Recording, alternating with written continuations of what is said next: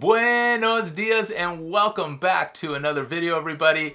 If you are not subscribed to this channel, please subscribe today. I'd appreciate it. Please give me a like if you like any part of this video, and please be sure to give me a comment. I'd love to chat with you. Let's get into this video. I wanted to make a quick video about editing panoramics or panorama images in Lightroom and also in Photoshop, and show you how easy it actually is to do in both. So this video is perfect for anyone who has shot multiple images in an effort to make a panoramic image, and I will show you that in Lightroom and I will show you that in Photoshop. Both just a little bit different, but super easy to do. Over the last year or so, I have been really enamored by taking panos, and the reason I like taking panos is that in one image, meaning after you actually edit it and get it into one image, it's just so beautiful to see a single image and a wide image of somewhere you visited recently and you just wanted to capture it all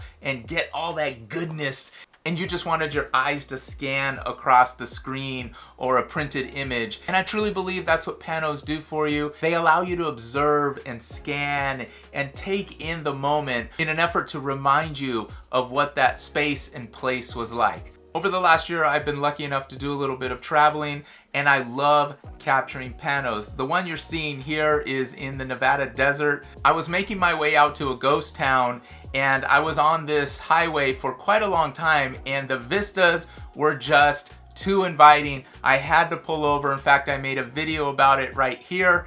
And as you can see, the beauty of it is just breathtaking, and it really takes me back. And man, I want to go back there. I want to go back there right now.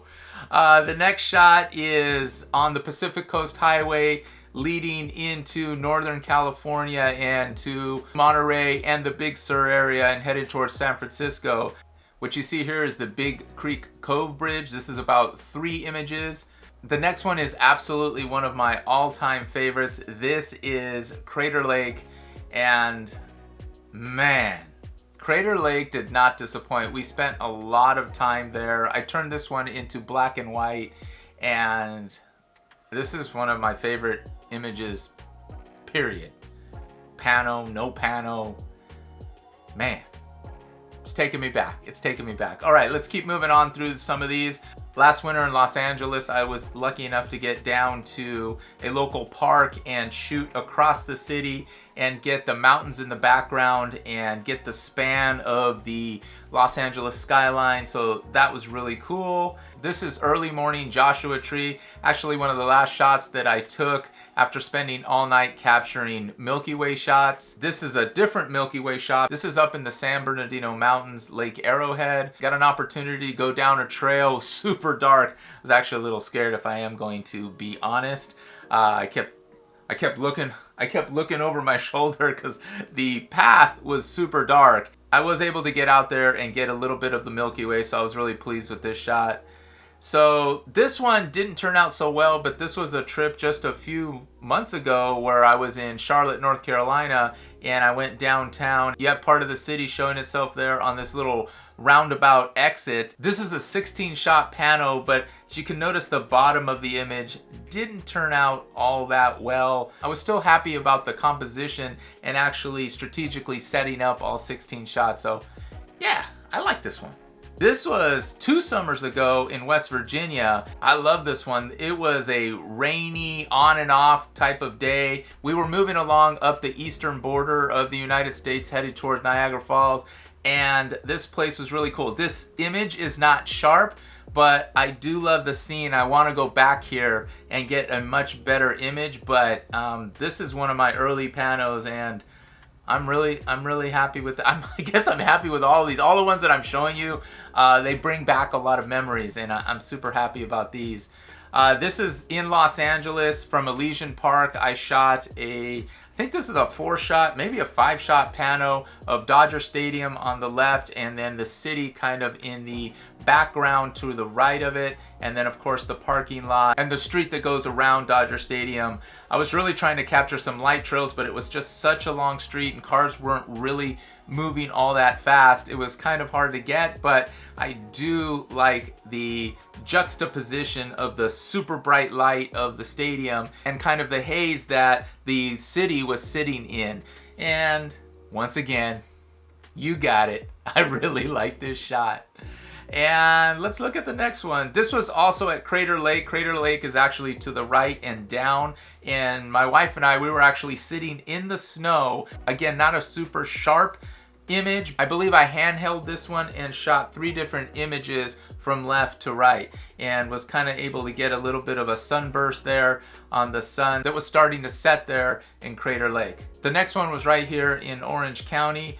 It was a trail that actually leads up to these red rocks. I was able to maneuver myself up the center spine here where you see I have a vantage point, and I believe this is also a 4-shot panel left to right. And this is one in the San Bernardino Mountains when I was headed down the mountain. I just saw a beautiful haze with a lot of different layers of the San Bernardino Mountains. I really liked that the background mountains were just peeking out of the haze there, and yeah, this one was really fun to look at. It reminds me of looking over the valley and just seeing how beautiful it really is. This shot here was also from my summer trip up to Seattle, Washington.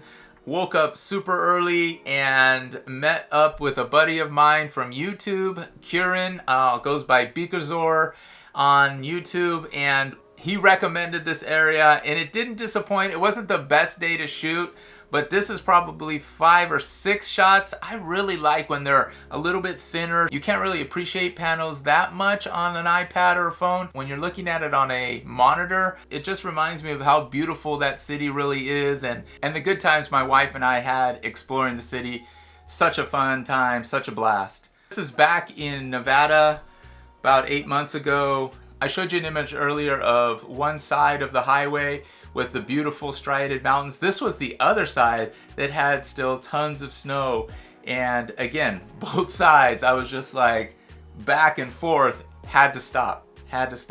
This is an interesting panel. This is handheld at my niece's, my twin niece's quinceañera. I took this panel super quick, 4 shots in a row. It was really busy in and around. I was able to get this image, and I think it turned out pretty good, and it really represents the toast and the celebration that we had for my nieces on that day. Happy birthday, girls. This is one of the last shots I have for you today. This is just a simple shot on a really quick hike on the nearby Los Angeles mountains, and I just wanted to capture some of the trails and the different veins of the trails that there were, and from left to right you can see that it is pretty cool. All right. This is the last one. This is the Vincent Thomas Bridge in Terminal Island and leading into Long Beach, and this is about a 5-shot pano shot from a Little League baseball park. You can see the scoreboard off to the right, and in fact I made a strong effort to make sure that I included that scoreboard because I wanted to remember where I was at and where I shot it from. Okay, so let's get into editing in Lightroom and Photoshop. We're gonna take a few images that I shot earlier today. I was actually barbecuing outside and I thought, okay, I'm gonna take a 3-shot pano from left to right, and the main subject will be my barbecue. It's not the best composition, but it's gonna do the trick here, and it's gonna allow us to get right into Lightroom. And I just wanna show you how easy it is to merge 3 images or more images in Lightroom to get your pano shot. So let's do this. So once you load up your images in Lightroom, I have these 3 images, 1, 2, and 3. And of course and again, the barbecue is the main attraction here. And so what you want to do is you want to highlight the images that you want to merge. So we're going to highlight those 3 images. We're going to go up here to the menu and go into Photo and drop down into Photo Merge and then click on Panorama. Once you do that, you're going to get a few different shots. So it's merged them all together. And that's what a panorama does. It allows you to get a different perspective. It's just a different perspective on an image, and I just love them. I love them. Again, the background is a little obscured, and it's done a pretty good job here. It doesn't auto crop, so watch as I uncheck auto crop. you can kind of see what the image looks like. You can crop it yourself if you'd like. I like leaving it in auto crop. If I wanted to go back and edit it a little bit more in Lightroom, we can do that as well, but I just leave auto crop on. And you can go spherical as well. It provides a little bit more height in the image and punches in a bit. And cylindrical is another choice. And here is that one. And you can see it's very similar to spherical. I think it's kind of an average between spherical and perspective. I like to just choose and stay with perspective. It gives me the truest shot of what my eye is actually seeing. So once you have that done and you've selected and you're happy with what it looks like, you can come down to merge here at the bottom right hand corner. And then if you notice down in the images in Lightroom, it's going to provide you with another image, which is the merged image. Up in the left hand corner, you can see it's creating the panorama. Once that progress bar is done, it's going to show you the image in Lightroom. So easy peasy, just like that. You shot 3 images, you went into Lightroom, went up to photo, photo merge, checked on perspective, merged those images, it sends it back to Lightroom, and this is the image you get. So let's do something a little bit different. I have 6 more images here. I shot a 6 image pano, but not only did I shoot them left to right, I also shot them vertical. So the way I set them up was on the left, a top and a bottom, in the center, a top and a bottom, and on the right, a top and a bottom. So we'll see how well Photoshop, in this case, can auto-align all the images, and let's give it a go. So what you want to do is, again, select all the images that you want in the pano. I've done that below. You go ahead and go up top, go to Photo. In this case, we're going to go to Edit and edit in Layers in Photoshop. So once the images have loaded, they'll open in as layers as you ask the software to do. What we want to do is highlight them all and then go up to Edit and Auto Align Layers. And we're going to leave it on Auto and we're going to click OK. So now it's going to do its magic and auto align the images as best as it can. And as you can see, it did not come out perfect. You can see the ropes from the swing are not joined correctly. And what we're gonna do is we're gonna go up here back to Edit and Auto Blend Layers now. And we're gonna make a panorama and we're gonna see if that fixes any of it here in this part of the edit. Auto Blend Layers. Let's see if there's any magic for us here. Alright, so it's finished auto blending. You can see where Photoshop really tried to work its magic and really tried to get these different images, these 6 different images, aligned as best as possible. It's definitely not the sharpest image, but it did a pretty good job of aligning those swing ropes where you remember where they weren't very aligned. Now they are, and the image is intact. Obviously, you can see the marching ants around the periphery where Photoshop is really trying to calibrate this image and get it right. What I'm going to do now is go to File and save that back to Lightroom. It's coming in right now. Here it is.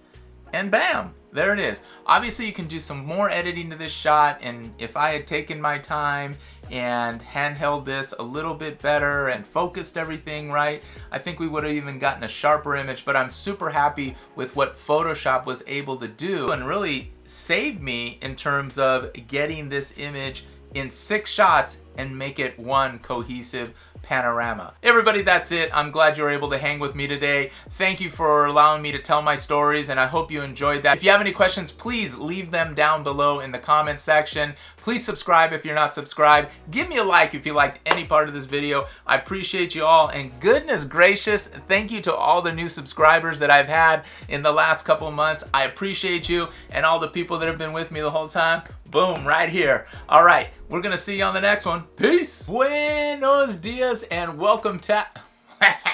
We can do this, we can do it, we can get this done. Let's go.